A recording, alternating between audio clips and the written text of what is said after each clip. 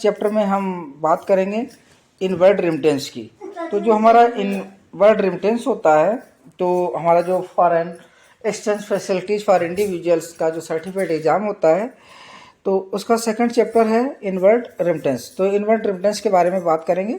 Inward remittance का simple सा मतलब हुआ कि विदेश से, फॉरेन से, एब्रॉड से, यानी जो इंडियन बॉर्डर है, इंडियन से, भारत से बाहर से अगर जो भी पैसा आता है तो वो आपका इनवर्ड रेमिटेंस कहलाता है। ठीक है, आइए थोड़ा सा इसके बारे में देख लेते हैं कि our remittance is fund and expatriate send to his her country of origin by wire mail or online transfer. These peer-to-peer transfer of funds across border are economically significant for many countries that receive them. कहने का मतलब simple सा इसमें ये हुआ कि जब कोई भी जो इंडियन था, मान लीजिए हमने यहाँ पर उदाहरण के तौर पे लिया कि कोई इंडिया का बंदा था, ए बंदा था, वो कनाडा गया, कनाडा में रहा और वहाँ पर इसने ए ने पैसे को कमाया, वहाँ पर जॉब की या किसी भी माध्यम से, चाहे वो प्रोफेशनल वे में, चाहे अपने बिजनेस से, चाहे इन्वेस्टमेंट से, कोई भी पैसा कमाया और अब वो चाहता है कि उसकी फैमिली जो इंडिया में रह रही है उसके लिए कुछ फैमिली एक्सपेंसेस के लिए पैसा भेजे। तो जो ये पैसा भेजेगा कनाडा से इंडिया के लिए, तो जो इंडिया में पैसा आएगा तो वो इनवर्ड रेमिटेंस कहलाएगा। ओके, आइए इस यूनिट का पढ़ने का उद्देश्य क्या है, ये यूनिट में हम क्या पढ़ेंगे, इसका क्या उद्देश्य है, तो वो हम यहाँ पर जान लेते हैं कि इस यूनिट में हम डिस्कस करेंगे importance aspect of inward remittance, कि जो इनवर्ड रेमिटेंस है इसके इम्पोर्टेंट एस्पेक्ट क्या है उसके बारे में हम इस यूनिट में पढ़ेंगे। Rule governing the same and related aspect, और इसमें वो कौन कौन से रूल्स हैं जो फॉरेन एक्सचेंज यानी इनवर्ड रेमिटेंस को रेगुलेट करते हैं, गवर्न करते हैं, और अदर एस्पेक्ट के बारे में हम इस यूनिट में जानेंगे। ठीक है, आइए हम आगे चलते हैं, देखते हैं कि general understanding of inward remittance क्या है। General understanding of remittance, the process of remittance foreign money to country is called inward, यानी कहने का मतलब सिंपल सा वही है कि जो फॉरेन कंट्री से फॉरेन मनी को जब हम इंडिया में ट्रांसफ़र करते हैं, इंडिया में भेजते हैं, तो इनवर्ड रेमिटेंस कहलाता है। Okay, it is the collective flows under the mention the money transfer to country from other country, यानी जब एक कंट्री दूसरी कंट्री में, एक कंट्री से दूसरी कंट्री में पैसा भेजा जाता है तो वो रेमिटेंस कहलाता है। और अगर हम यहाँ पर इनवर्ड रेमिटेंस की बात करें तो इनवर्ड रेमिटेंस का मतलब ये हुआ कि फॉरेन से पैसा हमारी कंट्री में यानी इंडिया में फॉरेन से पैसा आ रहा है। ओके, इसमें बात करें कि जो नॉन रेजिडेंट इंडियंस होते हैं ये पैसे को भेजते हैं किसके लिए, अपनी फैमिली के सपोर्ट के लिए। मतलब जो इंडियन हैं और जो आजकल अब्रॉड में रह रहे हैं, अन्य कंट्री में रह रहे हैं, तो वहाँ पर एनआरआई कहलाएंगे। ठीक है, तो वो वहाँ से जो पैसा इंडिया में भेजते हैं फैमिली सपोर्ट के लिए, तो एक सर्वे में पाया गया कि 65% टोटल रेमिटेंस का, यानी टोटल रेमिटेंस मान लीजिए 100 करोड़ हुआ, ठीक है, तो इसका 65, दैट मीन 65 करोड़ केवल और केवल क्या होता है, फैमिली सपोर्ट के लिए होता है। बाकी जो 35% है वो इन्वेस्टमेंट पर्पज या बिजनेस पर्पज के लिए यूज होता है। कहने का मतलब क्या हुआ, कहने का मतलब ये हुआ कि अगर कोई भी एनआरआई पैसा भेजता है इंडिया में अपनी फैमिली के लिए, तो उसमें कम से कम 65% उसकी सपोर्ट के लिए होता है, फैमिली सपोर्ट के लिए होता है, उसके रूटीन खर्चे के लिए होते हैं, और 35% पैसा ही वो अदर या तो बिजनेस में या फिर इन्वेस्टमेंट में लगाया जाता है। ऐसा एक सर्वे में पाया गया है। अगर हम बात करें तो इंडिया एक ऐसा कंट्री है जिसमें सबसे ज़्यादा विदेश से पैसा आता है, सबसे ज़्यादा विदेश से पैसा आता है। यानी कि अगर ऑल ओवर द वर्ल्ड हम बात करें, एंटायर द वर्ल्ड बात करें, तो इंडिया सबसे हाईएस्ट मनी रिसीविंग यानी फॉरेन करेंसी रिसीवर है। ओके, अगर हम बात करें 2021-22 की, तो इसमें 89,127 यूएसडी डॉलर पैसे इसने रिसीव किए थे। आगे चलते हैं कि जो पैसा बाहर से आता है, जो इनवर्ड रेमिटेंस होता है, तो उस इनवर्ड रेमिटेंस के जो अप्रूव्ड मेथड है वो कौन कौन से हैं। Among these the many method, inward remittance के बहुत ढेर सारी मेथड हैं, जिसमें बैंक वायर ट्रांसफर मेथड हो गया, वेस्टर्न यूनियन हो गया, मनीग्राम हो गया इत्यादि। तो ये इनवर्ड रेमिटेंस जो है उसके एक मीडियम है, इनके माध्यम से पैसा इंडिया में आता है। आइए थोड़ा हम डिटेल में पढ़ेंगे। पहला है आपका bank wire transfer. Bank wire transfer का मतलब हुआ सिंपल, एक बैंक ने दूसरी बैंक में इलेक्ट्रॉनिक रूप में पैसे को ट्रांसफर किया, इलेक्ट्रॉनिक रूप में फंड को ट्रांसफर किया। जैसे आप लोग देखते होंगे कि एनईएफटी कर दी, तो एनईएफटी में क्या हुआ, इलेक्ट्रॉनिक मोड से एक बैंक दूसरी बैंक को पैसा ट्रांसफर करती है। लेकिन यहाँ पर क्या है कि जो बैंक वायर ट्रांसफर है, इसमें मान लीजिए अमेरिका की बैंक है और उसने वायर ट्रांसफर के माध्यम से मतलब जो हमारा इंडिया का बैंक है उसमें पैसा ट्रांसफर किया। ठीक है, इसमें अगर वायर ट्रांसफर की बात करें तो जो भी फॉरेन से पैसा आता है तो इसमें 2 दिन लगभग में लग जाता है, यानी 2 डेज कंज्यूम होते हैं। ठीक है, बैंक मनी ऑर्डर दूसरा आपका होता है bank money order. Bank money order क्या होता है, इसमें बैंक क्या करती है, एक पोस्टल ऑर्डर की तरह, एक रिसीविंग पोस्टल ऑर्डर की तरह ही एक ऑर्डर होता है। ठीक, इसमें क्या होता है कि बैंक क्या करती है कि जो पोस्टल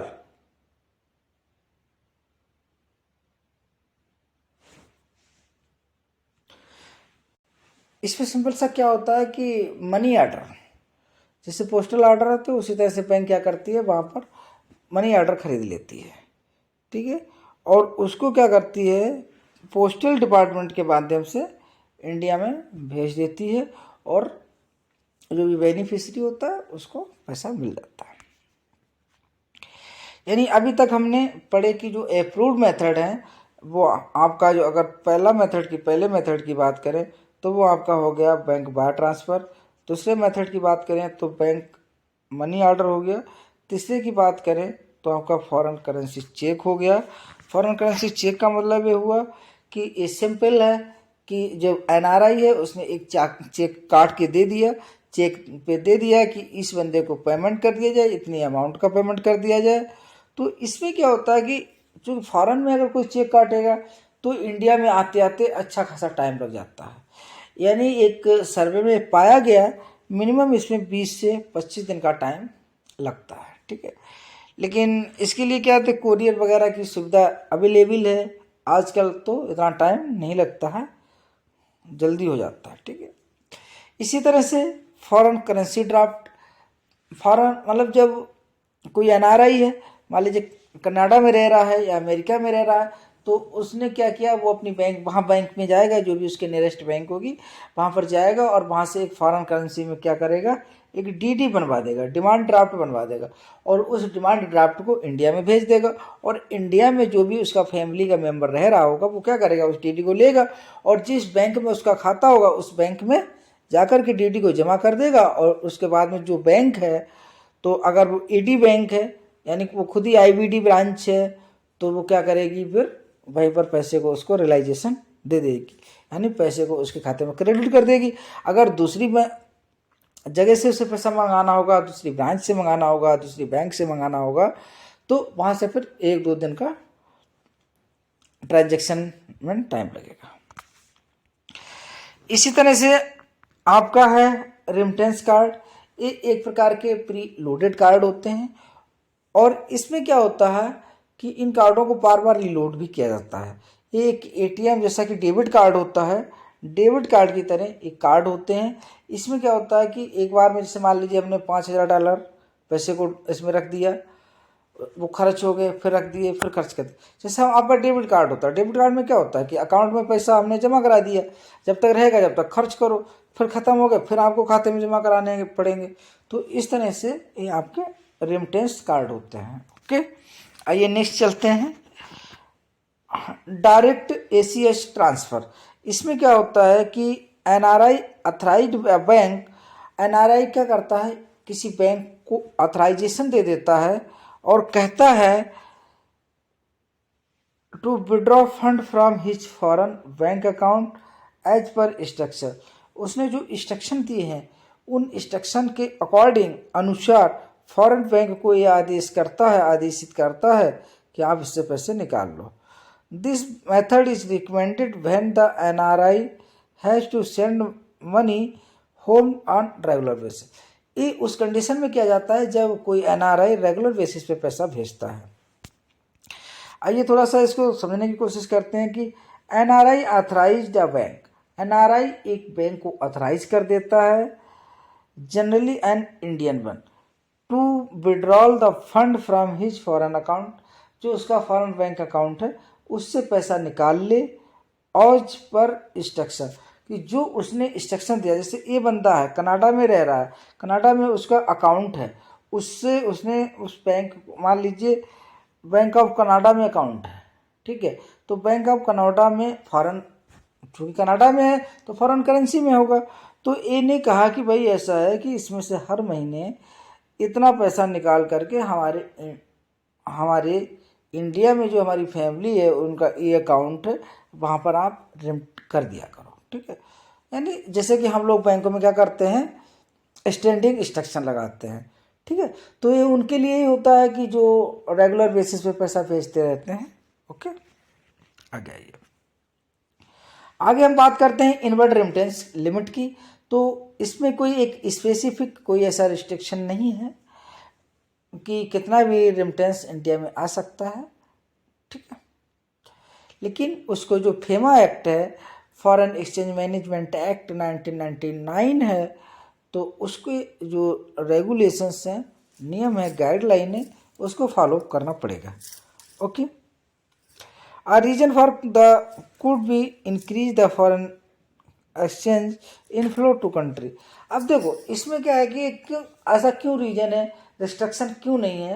रिस्ट्रिक्शन इसलिए नहीं है, अगर रिस्ट्रिक्शन होगा तो हमारे अदर जो फॉरेन की कंट्री की जो करेंसी है, फॉरेन करेंसी है, तो वो हमारी कंट्री में ज़्यादा नहीं आएगा। जब ज़्यादा नहीं आएगा तो हमारा एक अपना फॉरेन जो रिजर्व है, फॉरेन एक्सचेंज का जो रिजर्व है वो पर्याप्त मात्रा में नहीं होगा, ठीक है। तो इसके लिए क्या है कि इस लिमिट को क्यों नहीं फिक्स किया गया, लिमिट को इसलिए नहीं फिक्स किया गया, इनवर्ड रेमिटेंस लिमिट को इसलिए फिक्स नहीं किया गया ताकि हम फ्री होकर के जितना मर्जी हो उतना पैसा हम फॉरेन से आ सकते हैं। जबकि हम अगर इंडिया से फॉरेन में पैसा भेजेंगे तो उसके लिए जो स्कीम है LRS, तो उसके तहत $2,50,000 तक ही हम भेज सकते हैं। ओके, आइए आगे चलते हैं। तो इसमें क्या है, is other no restriction, one can freely send any amount of money to India either to his own account or those of his relative, कि कोई भी व्यक्ति है जो NRI है वो अपनी स्वेच्छा से, अपनी मर्जी के अनुसार जितने भी पैसा भेजना चाहें वो फ्री भेज सकता है, उस पर कोई रिस्ट्रिक्शन नहीं है। वो अपने अकाउंट में भी भेज सकता है, अगर मान लीजिए उसका अकाउंट NRE अकाउंट है या NRO अकाउंट इंडिया में है या FCNR अकाउंट है, ठीक है, तो इन अकाउंटों में डायरेक्ट भी पैसा भेज सकता है। अगर वो अपने अकाउंट में नहीं भेजना चाहता, उसका जो भी क्लोज रिलेटिव है या जो भी रिलेटिव है तो उसके खाते में भी वो पैसा भेज सकता है।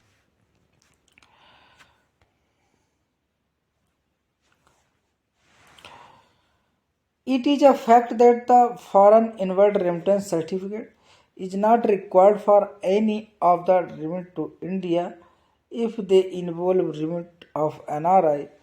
कहने का मतलब इसमें देखिए क्या हुआ, ध्यान से देखिए। इट इज द फैक्ट, ये एक फैक्ट है, foreign inward remittance certificate is not record for any of the remittance to India, कि अगर फॉरेन से कोई भी पैसा इंडिया में आता है तो उसके लिए FIRC की रिक्वायरमेंट नहीं है यदि दे इन्वॉल्व रिलेटिव और NRI। वो मतलब अगर अपने NRI का अगर कोई रिलेटिव है तो उसके लिए ज़रूरी नहीं है। फिर भी business purpose one need FIRC for getting tax concession. लेकिन अगर वो बिजनेस पर्पज से अगर पैसा भेज रहा है तो उसके लिए FIRC की ज़रूरत पड़ेगी। क्यों ज़रूरत पड़ेगी? ताकि उसको जो टैक्सेशन है, टैक्स में उसको बेनिफिट मिल जाएगा। ठीक है, कहने का मतलब है FIRC foreign inward remittance certificate जो होता है वो बिजनेस पर्पज के लिए अगर फॉरेन से कोई पैसा आता है तो उस संदर्भ में FIRC को इशू किया जाता है, इंडिविजुअल के लिए नहीं किया जाता। जैसे कि अभी हमने इसी वीडियो में देखा था कि 65% पैसा जो होता है वो फैमिली सपोर्ट के लिए आता है, 35% ही पैसा या तो बिजनेस पर्पज के लिए आएगा या फिर इन्वेस्टमेंट एटसेट्रा के लिए आएगा। ओके दोस्तों, अगर हमारा वीडियो अच्छा लगा तो प्लीज़ लाइक कमेंट शेयर अवश्य करें। Thank you.